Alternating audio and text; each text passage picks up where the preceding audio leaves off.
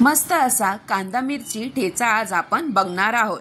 खायला एकदम टेस्टी, तुम्ही भाकरी सोबत किंवा तोंडाची चव वाढवावी यासाठी असा हा ठेचा करून खाऊ शकता। झटपट असा कमी तिखटवाला हा कांदा मिरचीचा ठेचा खायला एकदम टेस्टी लागतो। मी इथे पाव किलो एवढ्या ह्या मिरच्या घेतलेल्या आहेत। आता ह्या मिरच्या जास्त तिखट नाही, कमी तिखटवाल्या आपण इथं मिरच्या घेतलेल्या आहेत। जर तुम्हाला जास्त तिखट हवे असेल तर तुम्ही तिखटवाल्या मिरच्या इथे वापरू शकता। आता ह्या मिरच्या स्वच्छ धुवून घेतलेल्या आहेत आणि आपल्याला हे इथं ह्या मिरच्या चिरून घ्यायच्या आहेत।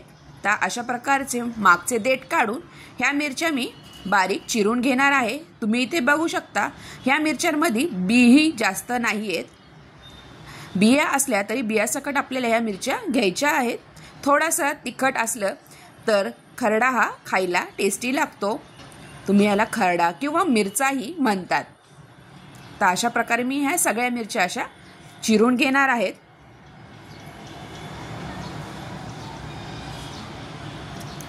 आता ह्या मिरच्या सगळ्यात चिरून झाल्या की आपल्याला या तेलामध्ये चांगल्या तळून घ्यायच्या आहेत।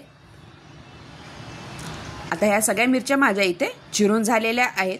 आता आपण इथे ठेचा बनवणार आहोत, तर इथे आपल्याला भरपूर असा लसूण लागणार आहे।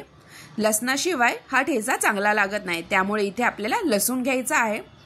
मी इथे भरपूर असा लसूण घेतलेला आहे व इथे एक कांदा हा बारीक चिरून घेतलेला आहे। आपण कांदा मिरचीचा ठेचा बनवणार आहोत। आता मी हा लसूण थोडासा कुटणीमध्ये टाकून कुटून घेणार आहे। नंतर आपल्याला तेलामध्ये हा लसूण फ्राय करायचा आहे। तर अशा प्रकारे मी हा लसूण ठेचून घेतलेला आहे। तर हा ठेचून झालेला आहे। आता मी इथे एक लोखंडी तवा घेतलेला आहे। तुमच्याकडे लोखंडी किंवा बिडाचा तवा असेल तर त्यामध्येही तुम्ही करू शकता किंवा कढईमध्ये करू शकता। आता इथे थोडंसं तेल टाकलं आहे। आता त्या तेलामध्ये आपल्याला आपण जो लसूण ओबडधोबड वाटला होता तो यामध्ये चांगला फ्राय करून घ्यायचा आहे। तर 1-2 मिनिटं हा तेलामध्ये मी परतून घेतलेला आहे लसूण। आता या आपल्याला बारीक चिरलेला कांदा इथे टाकायचा आहे। तुम्ही इथे जिरेचा पण वापर करू शकता फोडणीमध्ये, मी इथे जिरे टाकलेले नाही। आता लसूण आणि कांदा आपल्याला इथे चांगला परतून घ्यायचा आहे।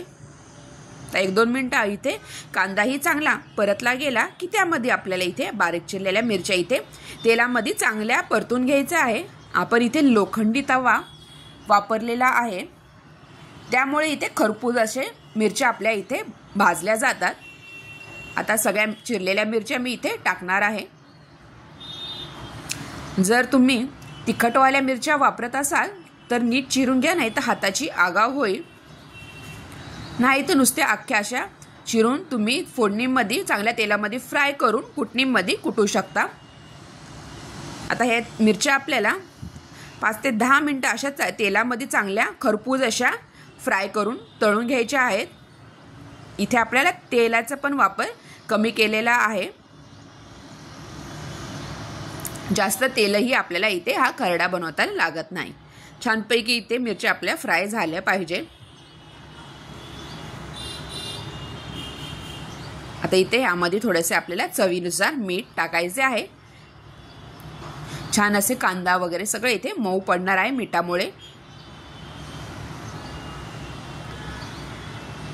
तिखट जर मिरच्या वापरल्या असेल तर तुम्ही आधी मीठ टाका, नाहीतर सगळीकडे ठसकल मिरच्या उधळतात।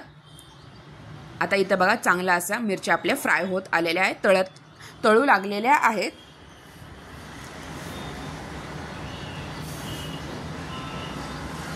आता इथे मिरच्या चांगल्या तळल्या गेलेल्या आहेत फ्राय। आता मी इथे एक फुलपत्र घेतलेलं आहे खोलगट असे, त्या फुलपत्राच्या साहाय्याने असं मी मिरच्या वाटून घेणार आहे।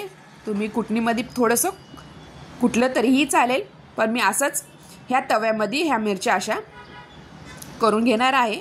तर ओबडधोबड खायला एकदम टेस्टी लागतात। छानपैकी इथे आपला खरडा रेडी होतो, एकदम तोंडाची चव येईल असा हा आपला कांदा मिरचीचा खरडा। आता हा खरडा रेडी झाल्यानंतर इथे आपल्याला शेंगदाण्याचा कूट टाकायचा आहे। शेंगदाण्याचा कूट हा एकदम बारीकही नसावा, थोडासा त्यात शेंगदाणे मोठे मोठे असावे आता मी 2-3 चमचे इथे शेंगदाण्याचा कूट टाकणार आहे. तुम्ही इथे फ्राय करताना अख्खे शेंगदाणे तेलामध्ये तळून घेतले तरीही चालेल, फक्त तुम्हाला त्या कुटण्यामध्ये वाटून घ्यावे लागतील. असा एकदम पातळ असा नसलेला कूट मी इथे घेतलेला आहे. आता हा कूट टाकून आपल्याला चांगले मिक्स करून घ्यायचे आहे. छानपैकी आपल्या इथे कांदा मिरचीचा ठेचा रेडी झालेला आहे. आता शेवटी आपल्याला इथे अर्ध लिंबू मी इथे पिळून टाकणार आहे. मस्त अशी टेस्ट आहे ते लिंबू पिळल्यामुळे. आता एक अर्ध लिंबू घेतलेला आहे, ते लिंबू आपल्याला यामध्ये पिळून टाकायचं आहे. अशा प्रकारे इथे आपला ठेचा रेडी झालेला आहे. चटपटीत असा कांदा मिरचीचा ठेचा 2-3 दिवस राहू शकतो. तर जास्त दिवस तुम्हाला ठेवायचा असेल तर तुम्ही हा फ्रीजमध्येही करून ठेवू शकता, किंवा झटपट असे थोडेसे करून लगेच संपवा. कांदा असल्यामुळे हा जास्त दिवस राहत नाही.